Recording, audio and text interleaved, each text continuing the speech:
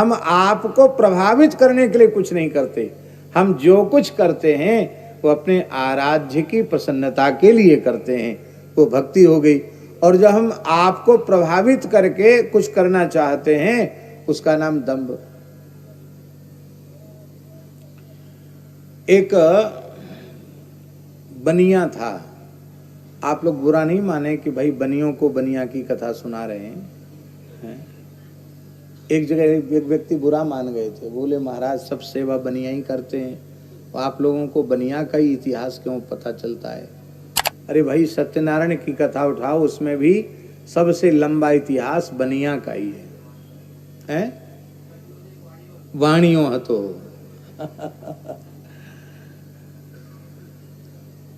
तो एक बनिया था, आप लोग नहीं है उनमें से।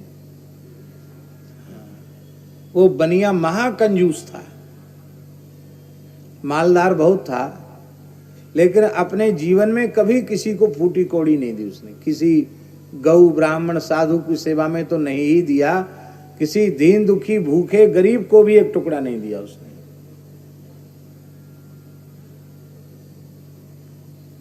लोग कहते थे कैसा विचित्र आदमी, न कथा में जाए न सत्संग में जाए, कहीं नहीं जाता है।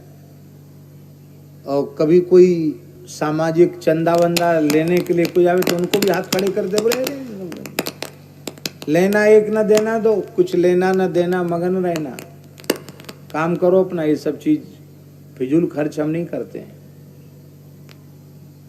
ऐसा विचित्र था वो।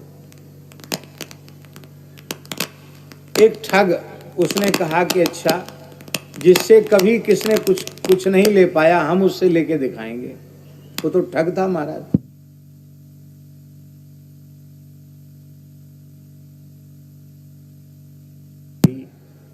एकदम दिव्य स्वरूप महाराज, देखते ही लगा कि कोई आकाश से उतरे हुए सिद्ध हैं। पहुंचा सेठ के यहां। सेठ सोचता था कुछ मांगने कुछ लेने आया है। बाबा जी क्या बात है, कैसे आए? बोले कुछ नहीं, हम तीर्थ यात्रा के प्रसंग में जा रहे हैं, रात्रि हो गई है, अब रात्रि में कहाँ जाएं, कहीं विश्राम करना चाहते हैं, आपको कोई परेशानी न हो, आपसे कुछ चाहिए नहीं हमको, आपको कोई परेशानी न हो तो यहाँ हम रह जाएं एक रात। दोनों का घर में तो हम किसी को अपरिचित व्यक्ति को भीतर रहने नहीं देते हैं, हमारा नियम है। पर ये बाहर का बगीचा जैसा है, इसमें एक फूस की झोपड़ी थी, ऐसी लोग सजावट के लिए बना देते हैं ना कभी कभी बैठने के हिसाब से। बोले इसमें रह जाओ रात को, रह गए। उसने देखा कि आश्चर्य है, ऐसा व्यक्ति जीवन में पहली बार आया, कुछ खाता नहीं पीता नहीं कुछ मांगता नहीं, इसी जमीन में लेट गया। महाराज तो मैं तो कोई परेशानी नहीं आपसे, आप और रहो एक दो दिन। बोले नहीं, हम तो नियम है हमारा, एक रात से ज्यादा हम कहीं रुकते नहीं। महाराज कुछ खाओ पियो। अरे बोले हम तो जंगल में कंदमूल फलाहार करने वाले हैं, ये सब महल मकान ये भोग ये सब तो मिथ्या है, ये सब हमको अच्छे नहीं लगते। अच्छा महाराज बहुत अच्छी बात है, कुछ दान दक्ष। अरे राम राम राम राम, धन का स्त्री का स्पर्श महापाप, राम राम राम राम। आप सच्चे संत हैं, आपको देखकर थोड़ी हमारी श्रद्धा जमी है कि कुछ सेवा करना चाहिए। नहीं बच्चा, हम सेवा वेवा कुछ नहीं, चले गए। 2 दिन बाद वो फिर लौट के आया। तो महाराज कैसे आ गए? बोले मैं चोर हूं, मुझे सजा दीजिए। आप चोर? कैसे आप चोर?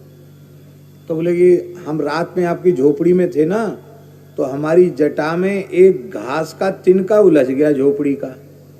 वो जब हम अपने आश्रम पहुंचे तो मैंने जटा खोले, वो तिनका, अरे राम राम, इतने बड़े सेठ का एक तिनका चुरा के लाए, हमारी तो जीवन भर की तपस्या नष्ट हो गई, ये तिनका वापस करने आए, आप इसको लगा लीजिए अपनी झोपड़ी में। अरे भाई, ऐसा त्यागी तपस्वी तो मैंने जीवन वो था ठग। ऐसा त्यागी तपस्वी तो मैंने जीवन में देखा नहीं। बोले बाबा जी हमारे भाग्य खुल गए, आप जैसा महापुरुष हमारे घर में आ गया, हमारा जीवन धन्य हो गया। मेरी बहुत दिन से इच्छा है कि मैं गंगा स्नान करने जाऊं। कम से कम भारत में जन्म लिया तो गंगा जी तो एक बार नहाया हूं, पर मैं आज तक इसलिए गंगा जी नहीं गया कि मुझे बड़ा डर लगता है कि मेरे घर में चोरी न हो जाए।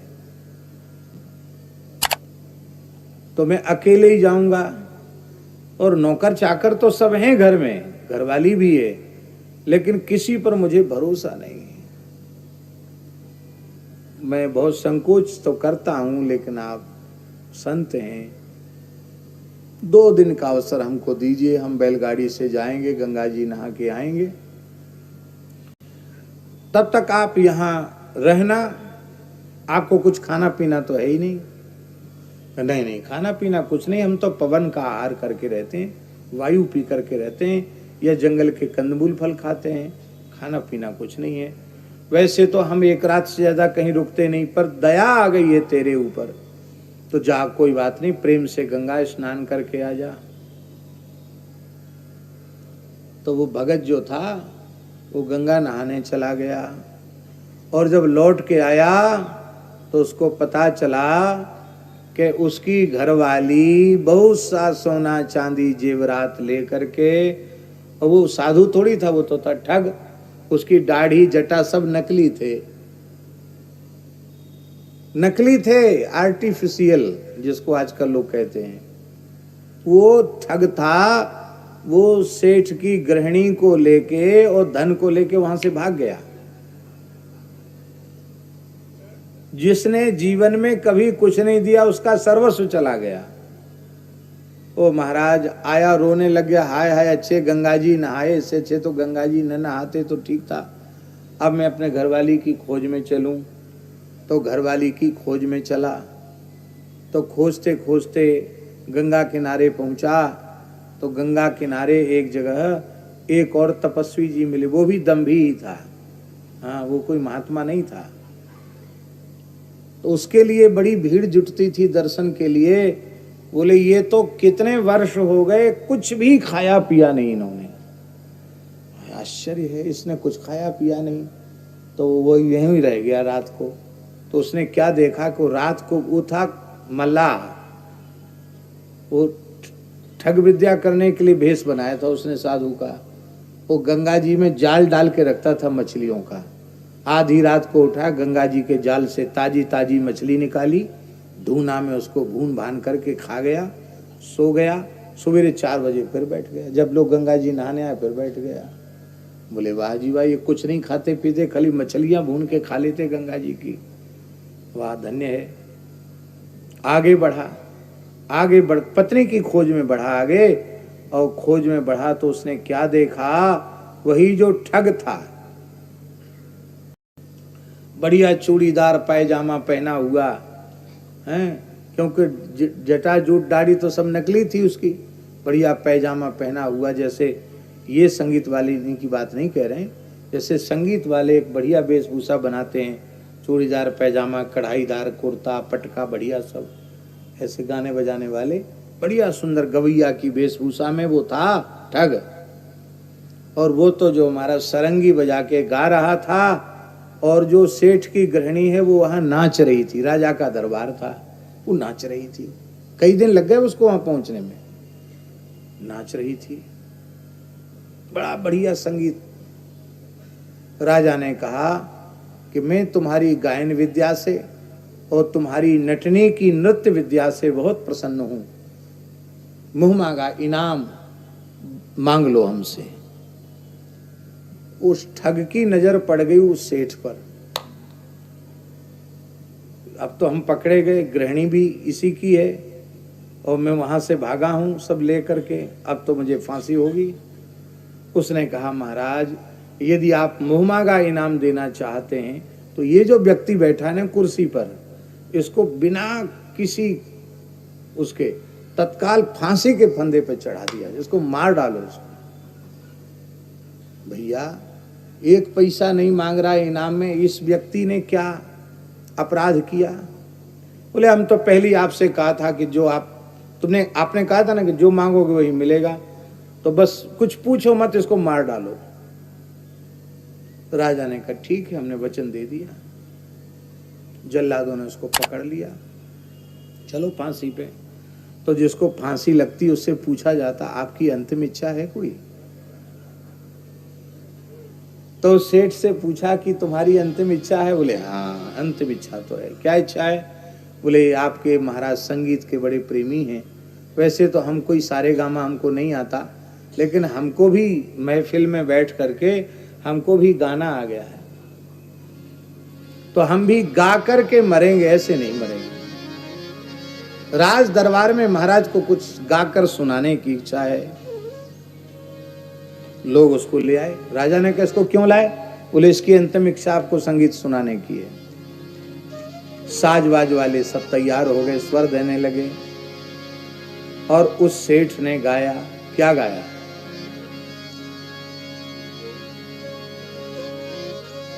अब वो पूरा गीत हमको याद नहीं है, कुछ पंक्तियां याद है। एक देखा तृणधारी, एक देखा तृणधारी, एक देखा तृणधारी। तृणधारी जो जटा में कहता था तिनका लेके मैं चला गया, चोरी हो गई। एक देखा तृणधारी, एक देखा तृणधारी, ले भगा बनिया की नारी, ले भगा बनिया की नारी। एक देखा पवन हारी, एक देखा पवन हारी, आधी रात मच्छी मारी, आधी रात मच्छी मारी। एक देखा राजा अंधा, एक देखा राजा अंधा, पकड़ा बंदा छोड़ा गंदा, पकड़ा बंदा छोड़ा गंदा। एक देखा तृणधारी, एक देखा तृणधारी। हम तो बढ़िया से नहीं गा पाए, उसने तो बहुत बढ़िया गाया होगा है? आप सबके कान खड़े हुए, बोले ये पूरा व्याख्या करके इसका अर्थ सुनाओ। उसने सारा अर्थ सुनाया। बोले वो जो तृणधारी हैं वो तुम्हारे यहाँ संगीत गा रहे हैं, और जो नारी भगा के ले गया वो नाच रही है, और वो मच्छी मारी उसको देखा वो पवनाहारी था, और तुम अंधे हो जो तुम हमारे बिना किसी अपराध की हमको फांसी पे चढ़ा रहे हो, और जो अपराधी है उसको तुम पुरस्कृत कर रहे हो। तो फिर राजा ने उस दंभी पुरुष को दंड दिया। कहने का आशय, दंभी लोग ऐसा ऐसा नाटक करते हैं कि बड़े, अब सोचो हमारी आपकी क्या चले, हनुमान जी चक्कर में फंस गए। काल नेमी ने इतना बढ़िया साधु का नाटक किया कि ज्ञानीनाम अग्रगण्यम बुद्धिमताम वरिष्ठम श्री हनुमान जी महाराज भी चक्कर में फंस गए।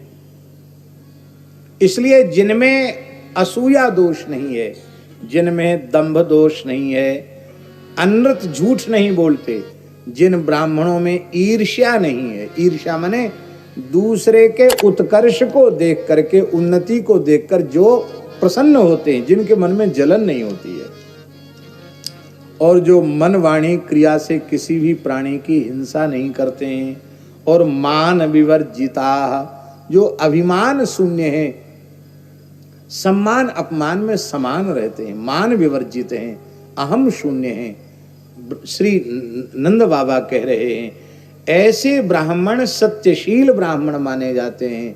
और ऐसे ब्राह्मण की वाणी से जो निकल जाए वह सर्वथा सत्य होता है, इसमें कोई संदेह नहीं।